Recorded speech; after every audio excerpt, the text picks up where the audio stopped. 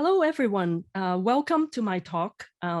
Today, I'll be talking about exploring event-driven messaging in a hybrid multi-cloud environment. But let me first to give a little bit of kind of a talk that will lead into this experiment. I would like to look at this as such is as a shorter duration of presentation. So I actually also have a mini lab that comes with it. And of course, we don't have time to work on it, but I will share with you the URL to a blog post that I've written about. As such too is still work in progress, but I'm gonna be talking through some of these. And so it's less of a lecture, but it's a bit more like chatting. So, well, first of all too, let me introduce myself if you don't know me yet. And so my name is Mary Grygleski. I'm a senior developer advocate at IBM. I'm with the WebSphere Liberty engineering team, but I'm on the advocacy team side, helping out with contents and such and advocacy and community, this type of work. So I'm actually primarily in Java, open source, cloud, DevOps, enterprise distributed systems have always been something dear to my heart, and I just love it. So now I'm with the team that's doing that, and I'm on the open source side with Open Liberty, MicroProfile, and Jakarta EE. I have over 25 years of software engineering experience. So I was deep in the trenches, so to speak, working in IT shops and deliver production systems and stay up late, in fact, some overnight things. So I understand, perfectly too, sometimes what would be involved to delivering software.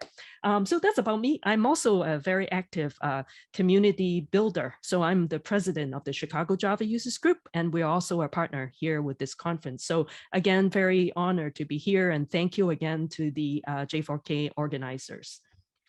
So let me kind of like first talk, right? Topic is about multi-cloud, hybrid cloud. So it's complex cloud environment. Just wanted to quickly point out too, as we all know, there are different deployment models. The thing that we're most familiar with is private cloud, right? So private cloud as such is all internal, managed internally. And you can run your own cloud center. So in other words, your companies too, you do need to like manage all of these things. And then of course there's popular today is the public cloud. One said, for example, IBM, we have our IBM Cloud. Then there are other companies that have their own cloud platforms like AWS, Azure, all those. And then there's also hybrid cloud. So hybrid cloud as such too is really more of a mix of a private and then public cloud too, kind of a mix. That's why it's like hybrid. But they tend to be, I believe that they are, that's the definition has always been a bit kind of confusing to me, but I feel hybrid cloud too can also means that you have other clouds too, not just like say one vendor cloud platform, and then you have some internal private cloud things. But the thing is, I think it's up to kind of interpretation maybe. But anyway, the point I'm trying to make is that, well, my title is talking about hybrid cloud, and I've been experimenting with that, right? And so there's also multi-cloud, which actually multi-cloud then is where different cloud platforms that are all kind of like mixed together, so to speak, right? We can have IBM Cloud, we have Azure, AWS, GCP, you name it. So, and then of course there are also like service categories too. So that's something too. I thought I kind of make it up front, right? Kind of like discuss about this too, because just to kind of make sure the other thing is more a deployment model, like all the public, private, multi-cloud. But then service categories are like software as a service, for example. So today too, as such too, I will be kind of leveraging on Confluent Cloud as the managed Kafka messaging platform. So that's more as like a SaaS type of, kind of a offering, right? And then of course too, I think that you can also, I think you can consider like database as a service. It's a form of a software as a service, or maybe like platform as a service. That's also something that I've been kind of feel that it is a bit of a confusing thing. But I think platform perhaps is more with the cloud provider, whereas then you have services that are on top. And so those are like more software as a service. But anyway, then there's platform as a service, and then infrastructure as a service as well. So infrastructure as such, as we all know too, oh, I gotta have a typo, but anyway, we got it. So infrastructure as a service, you can, you can have like Kubernetes containers and all of these things. So everything is like as a service here and there. You tag on as a service to anything, that becomes a service kind of thing. And then, of course, there's also the newest, one of the newer thing is called function as a service. So essentially, you just kind of leverage on some service that are kind of pretty much stateless kind of thing. So.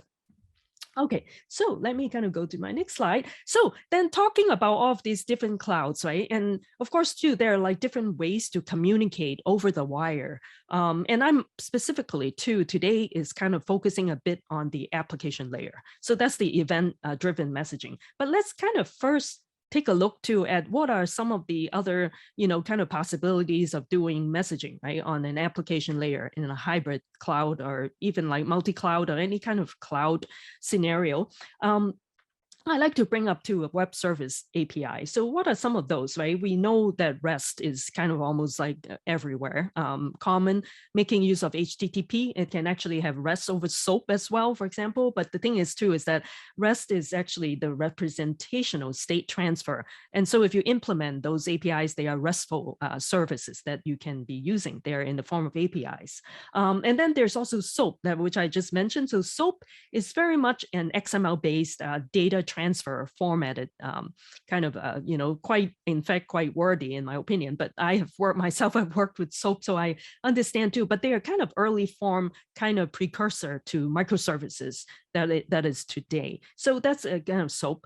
And then there's also other forms like JSON RPC, XML RPC, all of these other things. But as such too, as we can see, there's like a shortcoming to it, because then every time you communicate, then it's a more of a synchronous way of doing things. And this blocking thing, you make a call, you need to kind of wait. Well, even though I could say RESTful, you over HTTP, it's more like you make a call and it doesn't really wait. But the thing is too, you get the idea in which the exchange is less about the efficiency and the streaming aspect that an event-driven approach can help you. So now, in fact, too, what prompted me to kind of like come up with this topic and also design a mini lab, and even though it's kind of still work in progress because they are complicated, all the setup, is that I worked with SOAP and then REST too in some previous incarnations of my work life. And then I realized that when, at that time too, I remember it was so exciting that,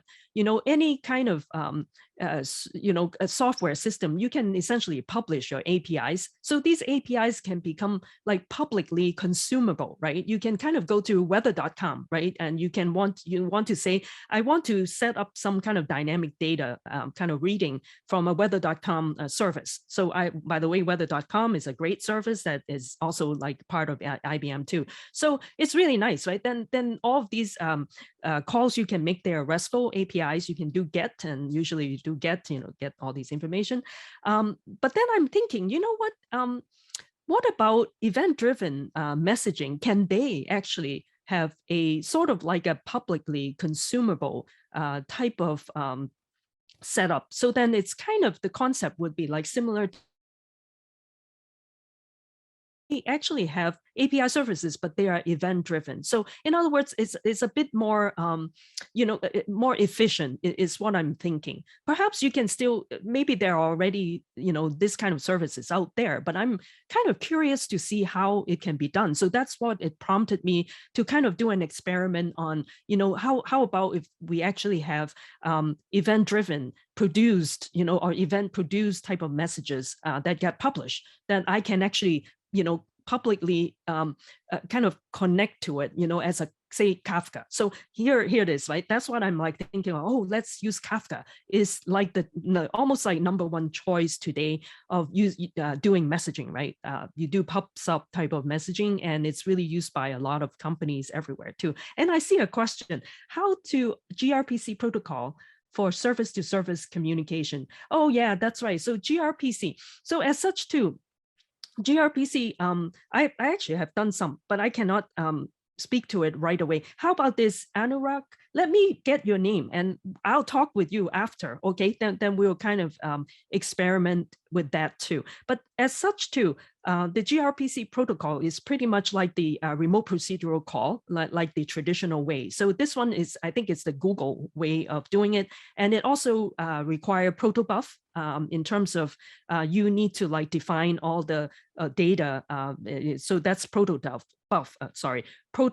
that you would be using that for your data kind of a structure definition too. So it's got like different way of doing things. But the thing is, I think I don't have the answer directly for you right now. But like I said, it does require the protobuf to define your data. So that's one thing, but it's also like different from Kafka. But then you gave me good kind of suggestion, and I'm gonna be experimenting, maybe kind of get this into the pipeline of an experiment that I want to do. So, and as such, I realize I don't have too much time, so let me kind of hurry a little bit too. So as such, right, I wanted to kind of introduce this event-driven architecture. Now, every time I kind of realize that when I go to talk at conferences and event-driven, people are always kind of more curious about it. But I think for some reason, I'm not sure, is it kind of a bit of a scary thing doing event-driven, asynchronous? But I do remember myself, first time I did asynchronous stuff, it was kind of a bit of a confusing, because it's like, well,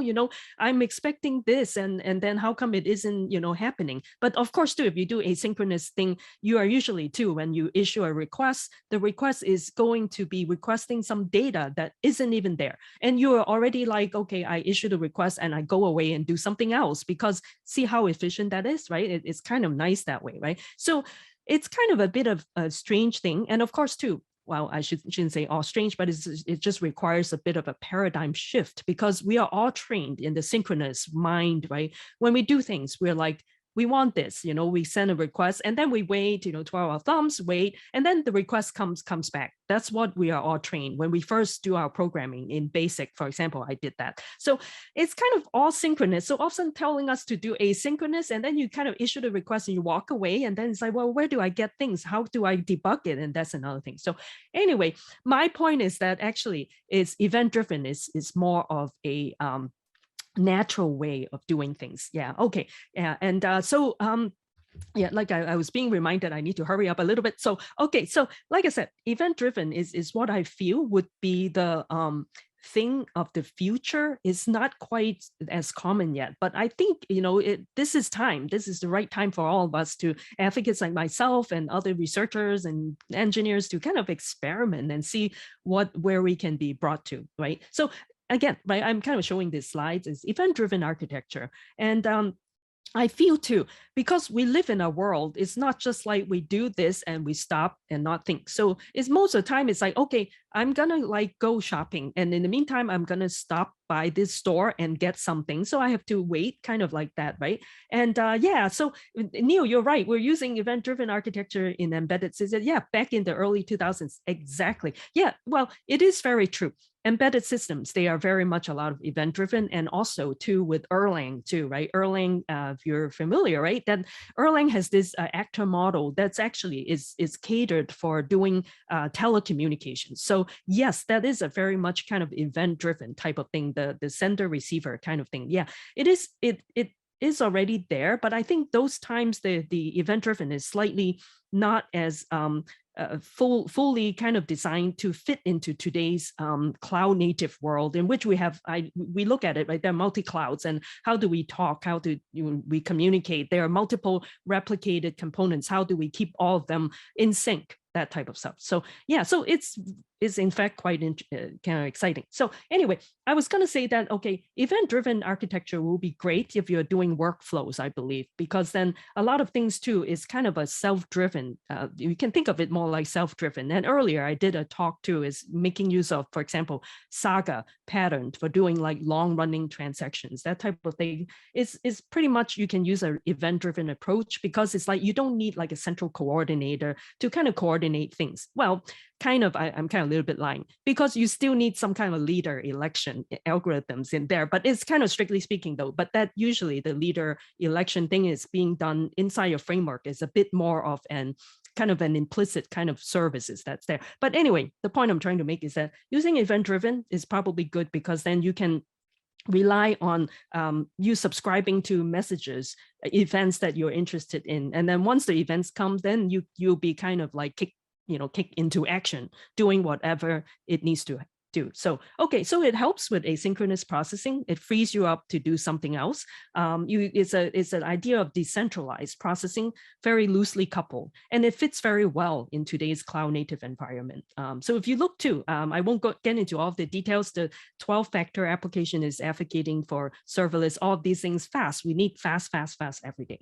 So, okay, so as such too, I have this kind of lab that I would like to share with you, although I do have to say it's a bit of a rush, so I would not be able to like demonstrate the whole thing, but I just wanted to give you an idea, plus also a blog post that I put together with all of the steps. And as you can see, this particular multi-cloud setup, which is actually, I used this as a lab for the IBM. We had a digital hybrid cloud conference that I was using this. So as you can see too, I tried to put in all of the logos of all of the major libraries and platforms that I use. And as you can see, it is a Java, essentially Java application.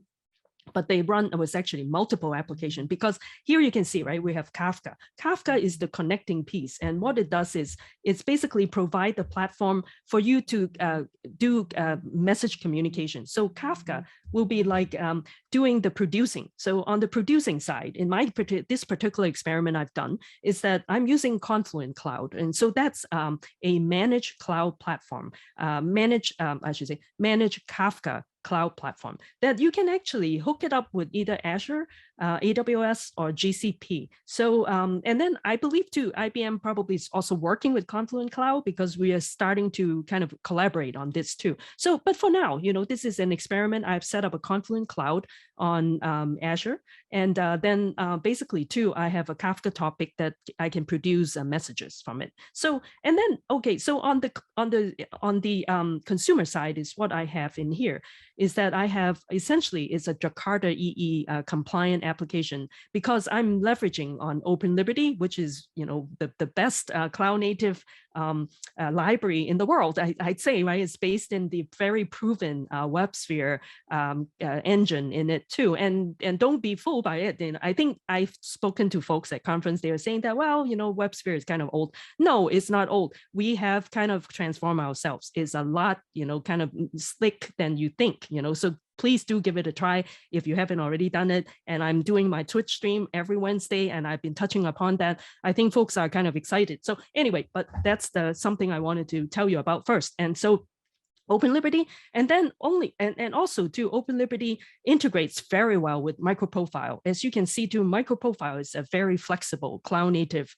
libraries that also supports all of the major Jakarta EE specs too. So as you can see, it's really a proven set of tools that you can use for building enterprise kind of capacity type of application. So anyway, I'm gonna hurry now. So as you can see too, I want to point out too, OpenLiberty runs by default too, is leveraging on the JVM, which is the IBM original J9, which is now part of Eclipse Foundation. The Open J9 JVM also is very cloud native ready, very efficient. So yeah, so it's cloud native ready, the whole thing, the whole package. So anyway, so in order for us to talk, with Kafka, right, and that's what I want to point out, is to demonstrate and show you the code is as simple as you can just basic scenario, right? You can just basically use MicroProfile, the Kafka connector, to kind of connect to your Kafka instance. So I'll be showing you the code shortly, but I just want to explain. And then all of these, this particular microservice that I've set up is essentially launched onto the IBM Cloud using OpenShift. And of course, too, you can also use IBM, the Kubernetes service, but in this case, too, OpenShift as such is a really value-added, very robust Kubernetes service, right? So I wanted to show you that. And also, too, in future episodes, too, and my Twitch, I'm hoping to also get some clusters. If you want to join me there, we'll try this out together. So, okay, so this is, again, the Kafka consumer. So let me kind of go. Okay, so this is the short link if you want to kind of follow along. This is the Kafka consumer client build and deploy. So okay, so I'm gonna go there now. Sorry, that's by the way is my it's my hometown, Chicago, the bean. So consider visit us sometime. So, okay, so let me go over here. First of all, let me kind of show you too. So on Confluent Cloud, actually, they kind of constantly time me out. So it's a little bit to log back on again. So in order to do this experiment, right, like I said, if you're going to be joining me in a few weeks when I'm ready with this, kind of experiment, you can come and I will have the Confluent Cloud up. But then otherwise, if you want to try it, you can also set this up yourself. But I thought I'll quickly show you, and it's nothing, too fancy at all. And in fact, if you want to do it on command line, you can also do so, and then download the Kafka client, the command line. You can also do that too. But for today, I thought I'd show you the graphical interface in here. So as you can see, I've set up this cluster. So the cluster, why is it the dashboard? There's no data. Okay, that's fine. There's no data. That's fine. I just wanted to show you, right? So this would be just setting up a topic, and by default too, let me kind of get this. Yeah. And so as such too, I have created a topic. It's called test topic. And it's basically, as some of you probably have already worked with, if you have worked with Kafka, then you know that it's the concept of partitions. So you have to kind of figure out how many clients you're going to be coming, and then you are coming to fetch your data, and then you have to configure the number of partitions that you have. And so there's a kind of a trick in here. I won't kind of go into there right now. There's some math that you can do as well, but for kind of a basic kind of demonstration, and that's what I have. I just for now have like a six partitions in my particular topic, so nothing too fancy. But as you can see too, over here, I haven't I do have to say is I'm a bit kind of in a hurry, so I didn't have everything. But if you want to take a look too at other client too, as you can see, there's a selection of different kind of client that you can generate. Okay, so that's just generic Java. Then how do we do it in Open Liberty, right? And that's what I'm going to show you. So okay, and then let me see. One thing I just wanted to point out too, there's also an API key. So every time if you kind of do things right like this, right? Again, this is really quickly saying that we're accessing something remotely. So then we'll need the security setup. So for now, I'm just using the basic API key. So you can then basically generate the key, and then with the key in there, then with your secret, you can then populate your particular client to kind of access this particular Kafka producer. Okay, so that's that. So, all right. And now then let me kind of go to my this particular demo, right? And I think I also do not have as much time, so I will just kind of quickly, as such, I already share with you that link. So if you haven't gotten, don't worry, because I'll be sharing my slides, and then you can get to this, my blog post too. Okay. So as such, right? And I wrote this up, and basically too. I wanted to kind of just walk you through a little bit, so then we can have a kind of an idea. So over here too, I already explained, right? And I already talked about what we'll be using. And as such too, I want to again highlight, right, there's the IBM OpenJ9 underneath in the JVM. So that's a good thing. And we've done the Kafka producer. And then we have to log on to the IBM Cloud. And like I said, if you come join us some of the workshop, we will be sharing with you some of the complementary cluster to use too. Okay, so now the thing is, in order to interact too, with your OpenShift, you can use the OpenShift console or using the OpenShift command line, the OC command. And then also, if you don't want to install your own client, you can actually use the IBM Cloud Shell too, and which I will show you kind of quickly. Okay, and then over here too. Now, the thing too is that in order for Open Liberty to be able to run in your cloud, on the container, then we install in OpenShift, then we install the Open Liberty operator. As such too, I'm not here to explain what operator does, but the quickly is that it allows you to essentially launch your Open Liberty, the whole engine inside your cloud, your cluster. So that's what it is. So we do need to do that. So I have example here, steps to tell you how you can check them on the command line, right? And okay, so now here's another part. add a private Docker credential. So that's a bit of a, kind of thing too. It's a bit of a thing that you must do. Otherwise it won't work, because during the course of you doing the build, you have to then build your code, and then essentially to get it ready for Docker, containerize it. And then, well, there are several ways you can do the containerization, but for the steps that I'm using in here, I'm using the build and using essentially the OC build in here. And then as you can see, I do the Maven build first. And basically too, then we'll have to process, and I have a build YAML file that would kind of lay out what to do the build, right? To get ready this container. And then after that, then you'll be able to then do well, kind of first you set up the build config. After you build config, then you can then do the build. And after you do the build, then you should be able to see the build config, and then also you can take a look in the image stream. So that's important. So goes back to the Docker, because then we leverage on Docker for now anyway. But I believe that Podman should work too. But for now, Podman might be kind of newer. I haven't got that, but I'm using Docker in this particular example. And basically too, then it will then upload to your Docker Hub too. So you will need, you have to make sure that you define your Docker Hub properly inside your cluster too. So essentially that's what pretty much is this. And then after that, then you can then use the deploy YAML that comes with this example. And in the deploy YAML, then you can simply just run OC apply and then give it the deploy YAML file, and it will then deploy this component for you.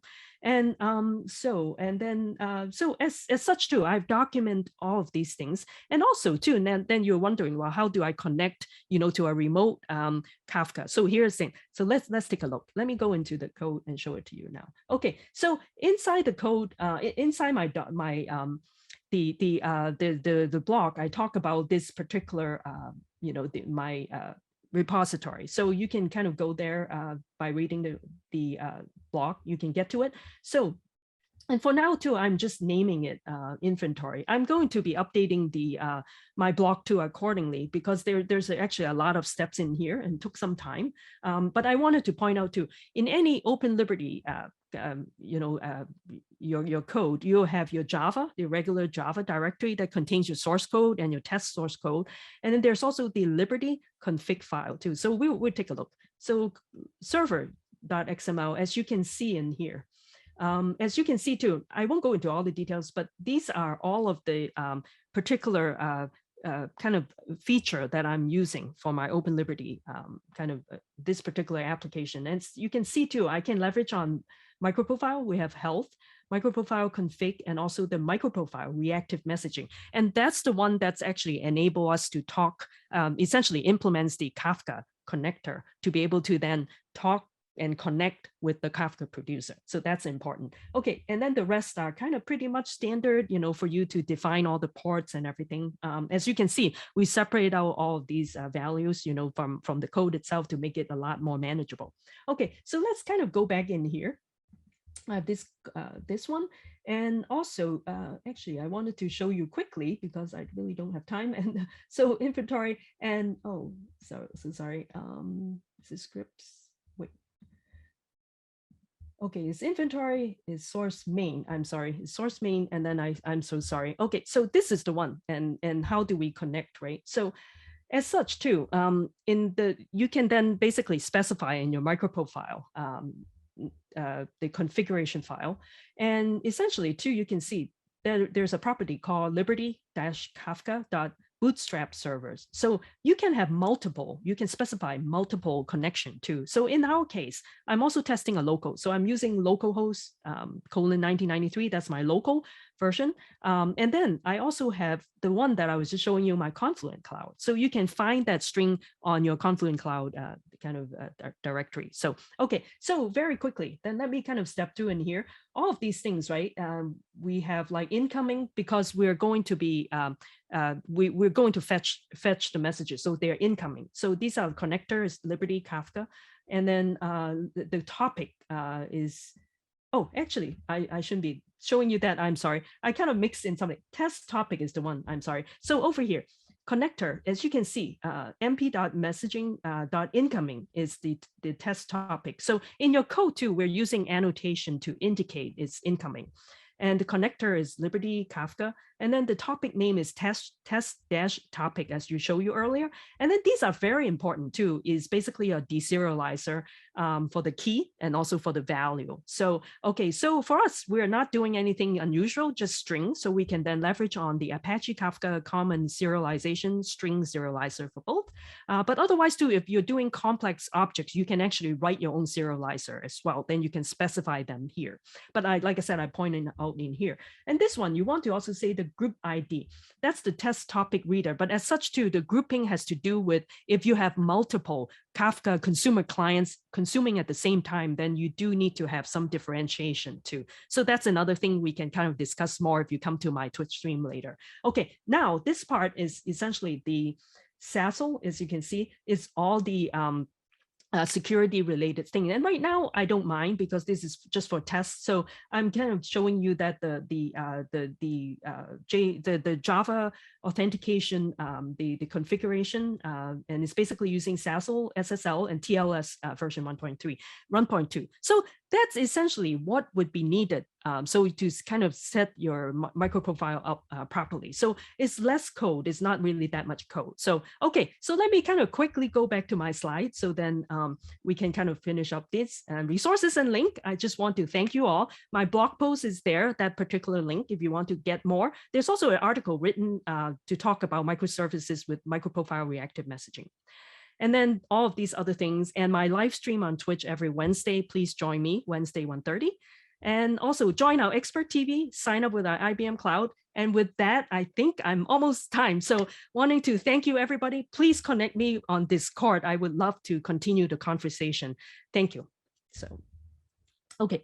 Will event-driven architecture let us manage more requests or use more efficiently the server resources than traditional? I believe that you can like manage more requests that way too, I think. And I think overall event-driven, to me, I think it's a more efficient and kind of way of doing things, but it's also more difficult in terms of tracking and debugging. That part we do have to be aware of it. But I do believe it will help you to manage more requests. And think of IoT devices, right? You need to, you are kind of like getting so much data in and all of these things. Okay, do you suggest any best practice to create partition? What should be the main criteria or points to think when we create partitions? Yes, I think best practice. I think you have to kind of know ahead of time the volume of traffic that will be coming to you. Then you can kind of create the partitions accordingly. Because even I was kind of thinking, if you don't know, then how would you know how to define, right? You have to have a fair amount of idea, or maybe I've been thinking too, I want to experiment with a script that maybe I can kind of intercept the number of, number of requests coming in, then I can dynamically kind of increase the partition on my producer side. That's something I'm kind of thinking of. I don't know if it's possible, but we can definitely do some kind of things like that, like creatively, right? Kind of like kind of react to it when it comes, and then we can increase the capacity. That's what I think. Now, that's just a wild thought. It needs to be tested. So join me on my Discord. Let's talk some more. But thanks for that question. Those are great questions. So how to gRPC protocol for service-to-service communication. That's good. I think that's the one that Anurag asked, right? Okay, good question. Let me do some more research. I love it. Ask me more and more difficult questions because I want to know it. Using Afro format for payload serialization. I have not used Afro format. Yeah, that's a very good question too. Why don't I'm going to have to jot down all of these questions, and the gRPC one for service-to-service communication, and also the Afro format. I will find the answers for you. Please connect with me on Discord. Let's talk more. So thank you. I really appreciate that. Yeah, I love these questions. Thank you so much. Yeah. So yeah, and as such, this is an exciting area. I don't think it's been like fully understood or fully tested. And yeah, okay. Yeah. Thank you, Teresa. You are helping me, right? Thank you so much. Yeah. I think that will be great on Twitter. It will be good too, or yeah, anywhere that's convenient for you. I will answer them, and this is great materials. I'll write a blog post about it too. And as such, I really appreciate your patience with me. I feel I've been kind of like a little bit of a, kind of like all over the place, so to speak, because it just happens that I have family issue right now, not big issue, but anyway, but family situation, I should say. So I'm a bit kind of like not quite ready or showing you. Actually, I was supposed to show you some IBM Cloud too, and I didn't even do it. But anyway, come to my Twitch session. I would love to continue there. And as such, I'm trying to get a couple of clusters, if you're interested, that we can actually step to it on one of my, maybe not, if not next week, maybe the week after on my Twitch. Yeah, then we can try this out too. And let's see, let's experiment also with gRPC. I think that's a good idea too. And just to see the benefits maybe of one versus the other. And of course too, MicroProfile works very well with gRPC as well. I've done an episode on that, but it's a while back, so I cannot remember exactly. So, 2 minutes left. Oh, okay. So I was becoming a little bit too like conscientious and then ended sooner. And the thing is, I don't know if it's really like 2 minutes, but let me kind of go, okay, this is Chicago, but I don't want that. I want to go to my IBM Cloud. Where is it? Yeah, so, okay. So yes, okay. So here it is, right? This is my Red Hat, and that's also something is kind of interesting. But for the Red Hat, the OpenShift too, again, once we get a cluster, we can kind of step through it. But you can actually, here, if it's working, then the operator hub will show you a list of all of the available operators that you can install from our Red Hat marketplace. So that's where you can find the Open Liberty, operator. And for example, I've done one episode on using the Kafka operator, so that's Trimzy too. So we have that, and a couple of things, you can install them here too. And then, and I was going to show you too, of course, we can do this one, right? You can copy your login command and then do the OC command to work with it. So let's see, I don't know if I still have time. If not, then if we stop, then we stop, but we can continue on my Twitch. Yeah. We are out of time, Mary. Okay. I'm sorry. Okay, no problem. Okay, that's okay. All good. I think we're all good now. So, but thank you. Thank you, everybody. Please send me feedback. Thank you, Teresa. Thank you. Okay. Yeah.